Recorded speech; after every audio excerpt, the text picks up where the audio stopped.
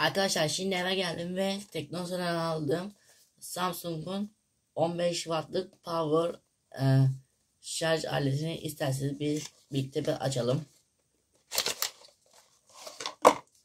Dokümanlar, şarj adaptörü ve kablo. Şimdi kabloyu alıyorum. Abi bu ne, böyle bir şey olmaz. Bak şunu görüyor musun? Şimdi evet, görüyor şu anda. Taktım abi. Takıyorum.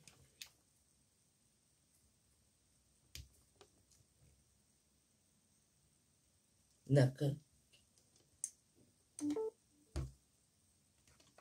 Evet, hızlı şarj diyor. Bu şarj aletini nasıl buldunuz, yorumlara yazın.